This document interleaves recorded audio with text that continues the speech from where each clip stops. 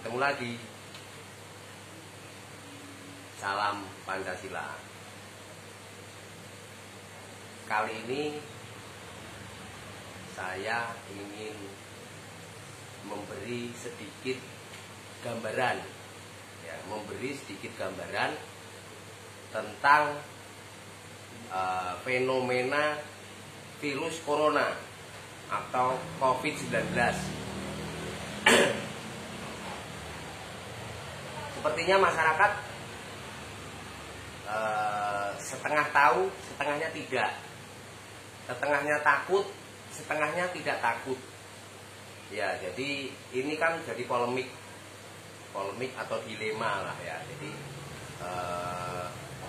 ada beberapa daerah, selama kita kunjungan ke daerah-daerah kemarin itu, Kota Bogor, Kabupaten Bogor, ada sedikit ketakutan. Tapi ketakutannya karena aturan, ya, aturan yang mana kegiatan ekonomi, kegiatan sosial, kegiatan apapun itu dibatasi sampai jam 6, tapi dikasih toleransi 2 jam sampai jam 8.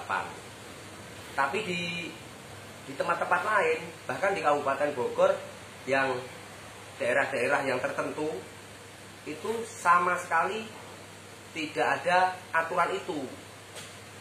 Ya, tadi kita lewat di daerah Panaragan, ya, itu sepertinya tidak terpengaruh sama aturan tersebut. Di Lampung, Palembang juga tidak terlalu seperti di Bogor, ya, jadi atau apalagi Jakarta gitu ya. Jadi yang paling ketat memang Jakarta. Apa karena Jakarta ibu kota atau apa, kita nggak tahu. Tapi sedikit gambaran aja bahwa menurut saya fenomena wabah corona ini adalah untuk merubah sistem sosial, ya, jadi kesepakatan dari seluruh negara, ya, yang mana itu di situ ada WHO, ada ILO, ada UNESCO. Mereka sudah bersepakat bahwa sistem sosial ini harus dirubah. Ya, seperti dulu saya mengalami itu sistem telekomunikasi sosial. Dulu tahun 90-an saya pacaran. Itu kalau saya kangen, saya kirim surat. Ya, ya, terus dikirimkan tuh. 3 hari kemudian baru pacar saya tahu kalau saya rindu. Ya, kalau sekarang enggak gitu. Jadi, lu Pet, di mana? Aku kangen gitu. Ya, jadi itu sudah berubah dan itu ternyata saat ini seperti tidak terkendali. Ya, makanya sekarang harus dibatasi. Nah, sistem sosial itu memang mungkin dianggap sudah kuno, ya, sudah usang.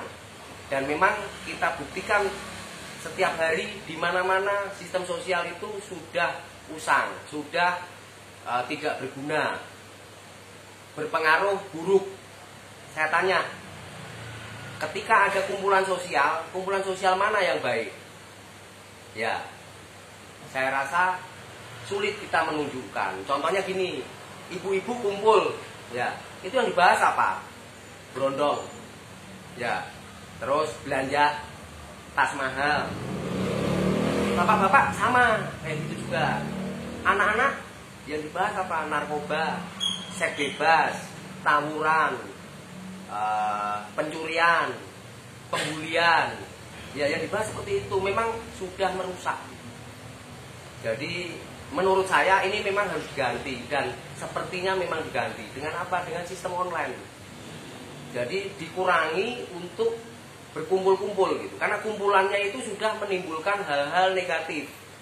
Ya, misalnya termasuk yang paling parah itu kumpulan kelompok-kelompok tertentu yang merongrong kedaulatan negara. Sama itu kumpulan sosial juga. Ya, jadi itu memang sudah harus diganti oleh sistem yang mana sistem itu bisa dikontrol gitu, yaitu sistem online. Ya, kita ambil contoh paling mudah dalam hal pendidikan. Makanya Indonesia ini selalu kalah dengan tenaga ahli atau tenaga terampil dari luar negeri. Kenapa? Karena di Indonesia ini sekolah ini standarisasinya nggak jelas. Ya misalnya misalnya tentang kenaikan kelas, jangan ganggu dulu. Tentang kenaikan kelas, tentang pemberian nilai, ya itu guru itu masih masih ada rasa suka dan tidak suka, rasa sungkan. Misalnya atasan saya sekolah di mana gurunya adalah istri saya gitu. Mana mungkin kan anaknya atasan saya dikasih nilai sama istri, nilai jelek ya, dikasih nilai jelek sama istri saya, nggak mungkin. Ya, itu masih on ini, masih. Nah, nggak mungkin gitu. Kenapa? Wah, ya saya bisa dipecat, ya kan? Dari mulai SD, TK, SD, SMP, SMA sampai kuliah pun, ya kan sama. Semua serba tidak jelas, semua serba tidak ada ukurannya, tidak ada standarnya. Baik dosen, mau guru, mau apa, semua sama. Kadangkala saya dapat dari temen itu, dia merayu dosennya supaya lulus ke mata kuliah ini, mata kuliah itu.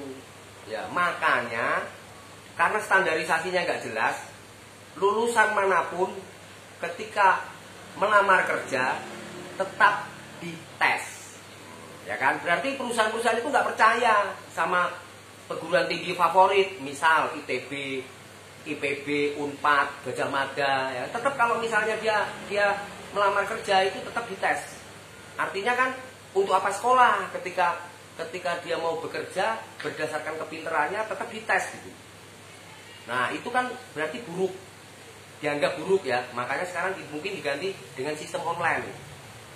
Ya. Kalau online itu internet itu nggak punya perasaan.